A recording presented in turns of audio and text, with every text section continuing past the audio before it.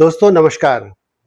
जब हम भारत की कल्पना करते हैं तो हमारे दिमाग में विविधताओं से भरा एक ऐसा देश आता है जो दुनिया की सबसे तेजी से बढ़ती अर्थव्यवस्था है। क्या आपने कभी सोचा है कि इस विशालकाय इंजन को सबसे ज्यादा ऊर्जा कहां से मिल रही है? भारत का नक्शा उठाइए और नीचे की तरफ देखिए। विंध्याचल पर्वतमाला के दक्षिण में फैले हमारे 5 राज्य तमिलनाडु, कर्नाटका, केरलम, आंध्र प्रदेश और तेलंगाना। देश की कुल आबादी का महज 20% हिस्सा होने के बावजूद ये राज्य भारत के विकास की वो रीढ़ हैं जिनके बिना विकसित भारत का सपना अधूरा है। आज के वीडियो में हम किसी राजनीति पर बात नहीं करेंगे, बल्कि ठोस आंकड़ों के साथ यह समझने की कोशिश करेंगे कि कैसे शिक्षा, रोजगार, कम्युनिटी डेवलपमेंट और अपनी बेजोड़ संस्कृति के दम पर दक्षिण भारतीय राज्यों ने भारत की वैश्विक मंच पर एक नई पहचान बनाई है। तो चलिए शुरू करते हैं सफर प्रगति के दक्षिण पथ का। उत्तर भारत के लोग दक्षिण भारत को कैसे जानते हैं? मैं यहां पर लुंगी डांस की बात नहीं कर रहा हूं। हम दक्षिण भारत को तंजावुर के बृहदीश्वर मंदिर से, जिसकी छाया धरती पर आती ही नहीं, दुनिया की सबसे पुरानी और जीवित भाषाओं के लिए, संगम साहित्य के लिए जो 2000 साल से ज्यादा पुराना है, मसालों के केंद्र के लिए या अपनी अद्वितीय नृत्य शैलियों के लिए।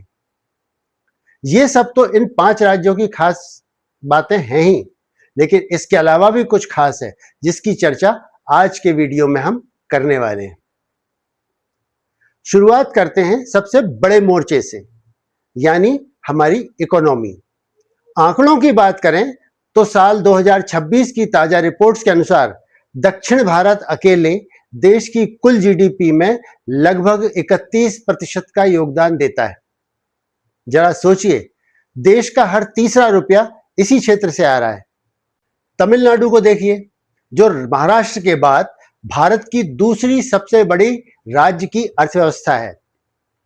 इसे डेट्रॉइट ऑफ इंडिया भी कहा जाता है, क्योंकि देश की ऑटोमोबाइल क्रांति की शुरुआत यहीं से हुई। चाहे गाड़ियां बनाना हो या कपड़ों का एक्सपोर्ट हो, तमिलनाडु आज मैन्युफैक्चरिंग का ग्लोबल हब बन चुका है। जब हम बात करते हैं कर्नाटक और उसकी राजधानी बेंगलुरु की, तो हमारे सामने सिलिकॉन वैली की तस्वीर उभरती है। भारत का आईटी रेवेन्यू और दुनिया भर के स्टार्टअप्स का भरोसा आज कर्नाटक पर टिका है। इसके साथ ही तेलंगाना की राजधानी हैदराबाद आज फार्मा और बायोटेक का गढ़ बन चुकी है। लेकिन इनकी आर्थिक प्रगति की सबसे खूबसूरत बात जानते हैं क्या है? वो है इनका पर कैपिटा इनकम, यानी प्रति व्यक्ति आय। तेलंगाना, कर्नाटका और तमिलनाडु में एक आम नागरिक की औसत कमाई राष्ट्रीय औसत से कहीं ज्यादा है। इसका सीधा सीधा मतलब यह है कि यहां का आर्थिक विकास सिर्फ कागजों पर नहीं है, बल्कि लोगों की जेब और उनकी लाइफस्टाइल में भी दिखाई देता है। कोई भी अर्थव्यवस्था तब तक मजबूत नहीं हो सकती जब तक उसके पास कुशल मानव संसाधन ना हो, और दक्षिण भारत ने इस बात को दशकों पहले समझ लिया था। शिक्षा के मामले में केरल का उदाहरण तो पूरी दुनिया देती है। 100% साक्षरता के साथ केरल ने देश को दिखाया कि मानव विकास सूचकांक में कैसे अव्वल रहा जाता है। लेकिन यह सिर्फ केरल तक सीमित नहीं है। पूरे दक्षिण भारत में स्कूलों और कॉलेजों का ऐसा मजबूत नेटवर्क है जिसने भारत को इंजीनियर्स, डॉक्टर्स और वैज्ञानिकों की फौज दी है। इसरो की सफलता के पीछे इन्हीं राज्यों के वैज्ञानिकों का दिमाग और पसीना लगा है। अब बात करते हैं रोजगार की। आज देश का युवा जहां नौकरी के लिए तरस रहा है, वहीं दक्षिण भारत फ्यूचर जॉब्स का हब बना हुआ है। हालिया डेटा बताते हैं कि artificial intelligence, machine learning, cyber security और सेमीकंडक्टर चिप डिजाइनिंग जैसे आधुनिक क्षेत्रों में 70% से ज्यादा नौकरियां बेंगलुरु, हैदराबाद और चेन्नई जैसे शहरों में जनरेट हो रही हैं।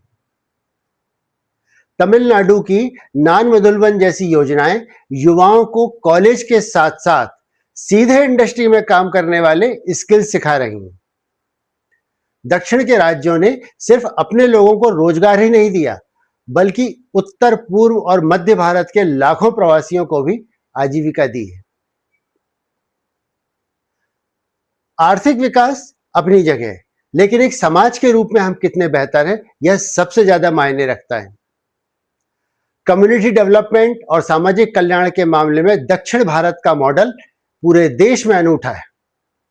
यहाँ के राज्यों ने हेल्थ केयर और सोशल सिक्योरिटी पर बहुत पहले से भारी निवेश किया। केरल का कुटुंबश्री और तमिलनाडु आंध्र के महिला स्वयं सहायता समूह इसके जीवंत उदाहरण हैं।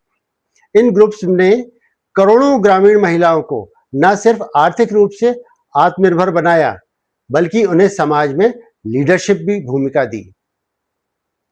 ग्रामीण विकास की बात करें तो स्वास्थ्य के बुनियादी ढांचे के मामले में ये राज्य सबसे आगे है। यही कारण है कि यहाँ शिशु मृत्यु दर सबसे कम है और जीवन प्रत्याशा सबसे ज्यादा। इसके अलावा यहाँ की सरकारों ने मिड डे मील जैसी योजनाओं को देश में सबसे पहले लागू किया, जिसने कुपोषण को मिटाने और बच्चों को स्कूल तक लाने में क्रांतिकारी भूमिका अदा की। समाज को साथ लेकर चलने की इस कला ने ही इन्हें आज एक शांत और सुरक्षित माहौल दिया, जो किसी भी बिजनेस को फलने फूलने के लिए बहुत जरूरी है। और अंत में बात उस पहलू की जिसके बिना दक्षिण भारत की चर्चा अधूरी है। एक समय था जब भारतीय सिनेमा का मतलब सिर्फ बॉलीवुड माना जाता था, लेकिन आज तेलुगु, तमिल, कन्नड़ और मलयालम सिनेमा ने इस परिभाषा को पूरी तरह बदल के रख दिया है। आरआरआर, बाहुबली, कांतारा और पुष्पा जैसी फिल्मों ने न सिर्फ बॉक्स ऑफिस के सारे रिकॉर्ड तोड़े, बल्कि ऑस्कर के मंच पर भारत का झंडा गाड़ा। लेकिन यह सिर्फ मनोरंजन नहीं है, यह एक बहुत बड़ी समानांतर अर्थव्यवस्था है।